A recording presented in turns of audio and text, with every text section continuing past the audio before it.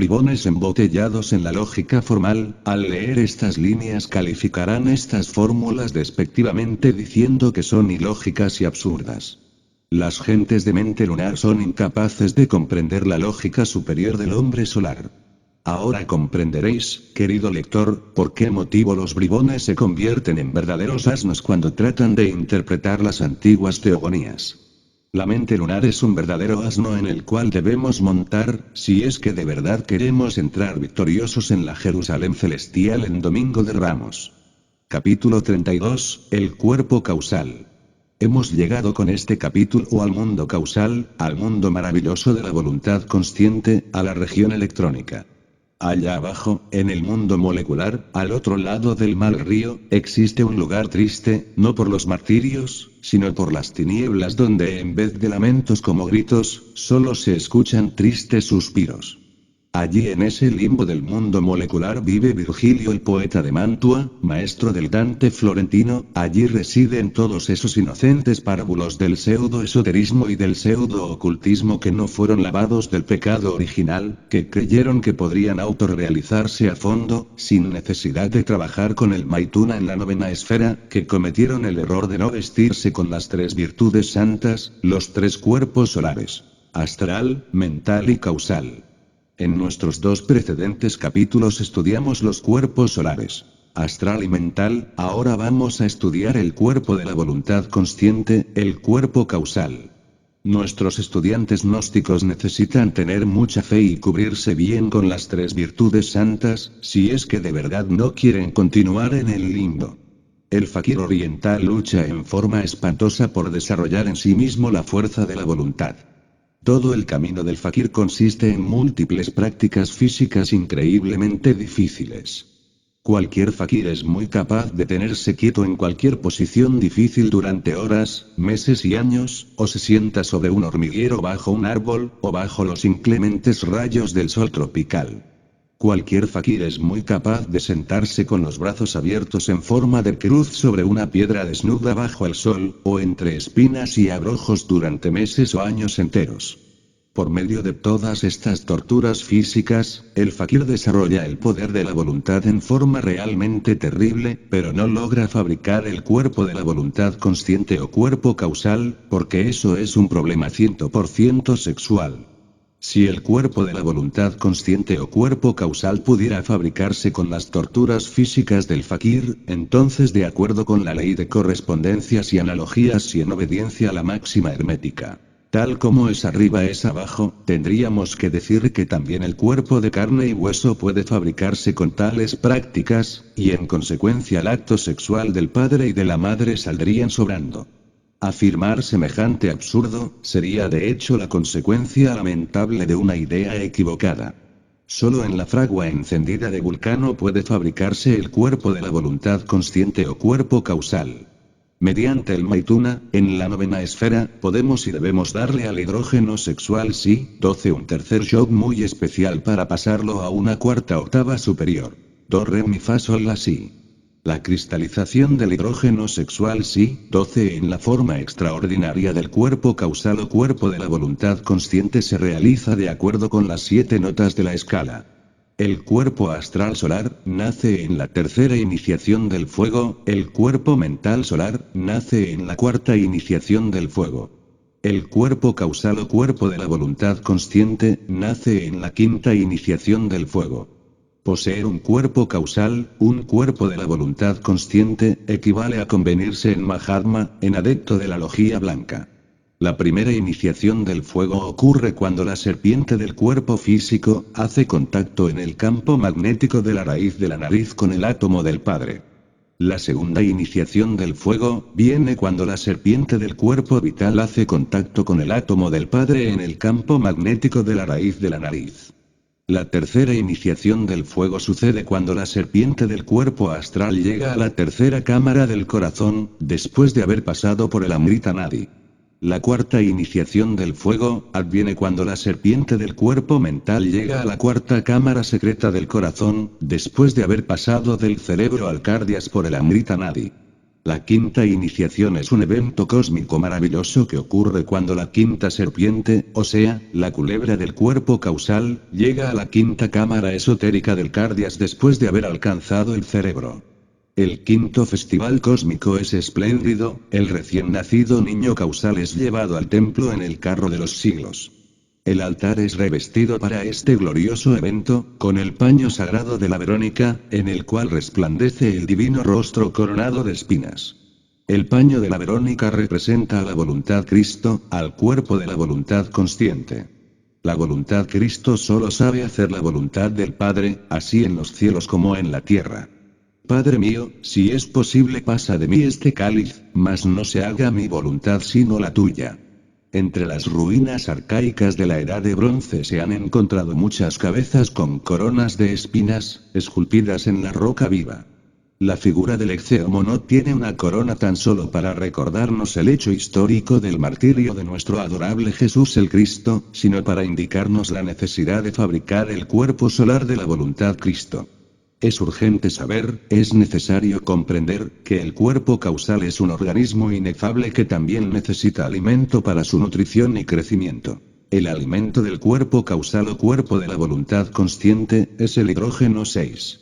Mucho hemos dicho sobre los 4 cuerpos, físico, astral, mental y causal. Algunas personas me han escrito preguntando por qué eliminamos el lingam sharira, el cuerpo vital. Yo siempre he respondido a tales personas diciéndoles que el cuerpo vital es tan solo sección superior del cuerpo físico y que por lo tanto en esoterismo se le considera uno con el cuerpo celular.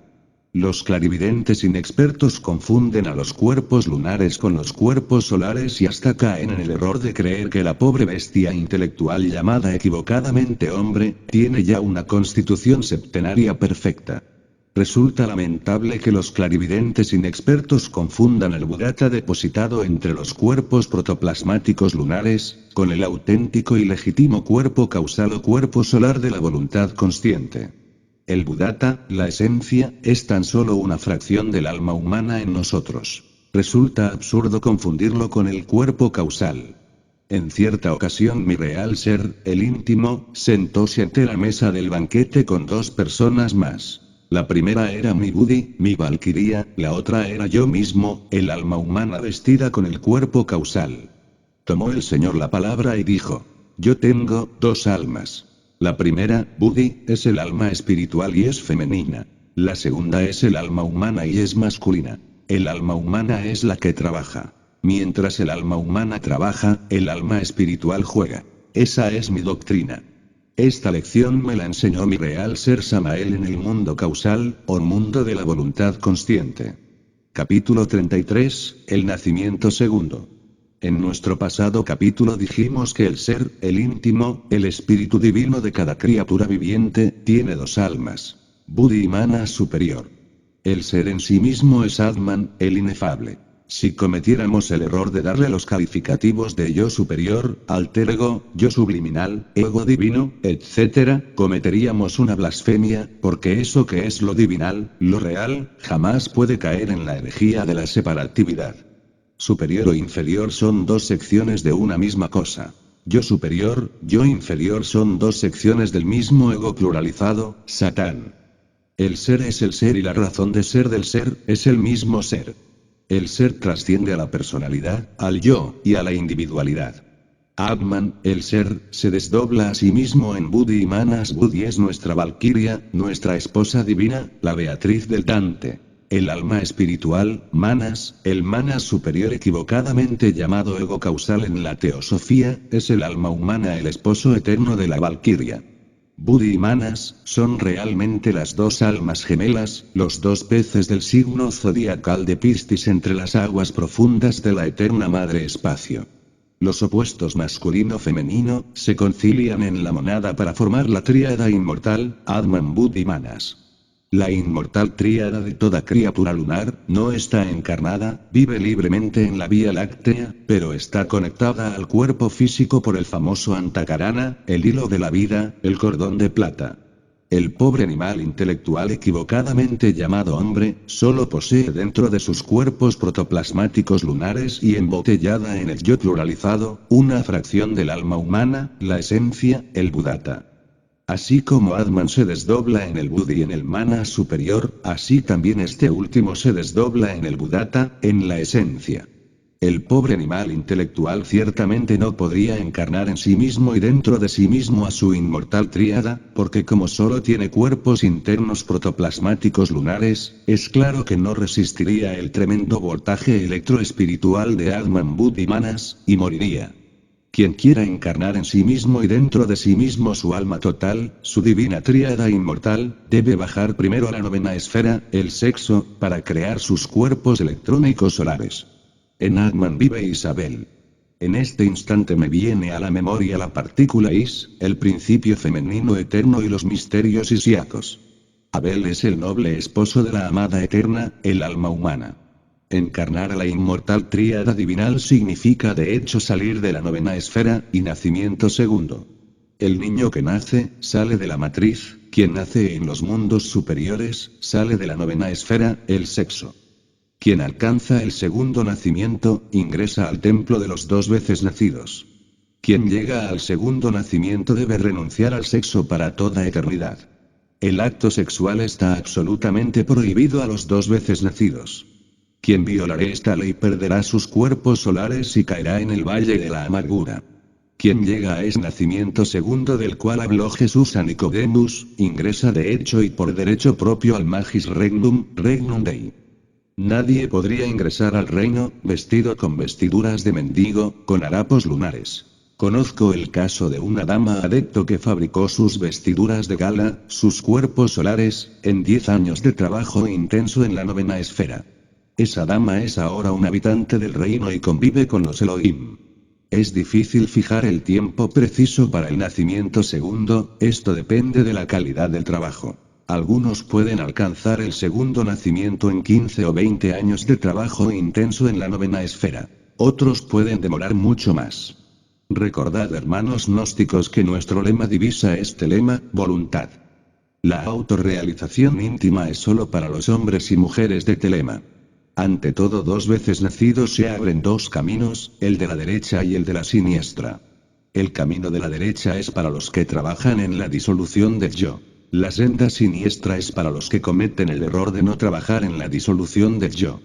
El dos veces nacido que no reduce su ego lunar a polvareda cósmica se convierte en un aborto de la madre, en un marut, y de estos hay miles de calces. Ciertas sectas orientales y algunas tribus musulmanes cometen el lamentable error de rendirle culto a todas esas familias de maruts.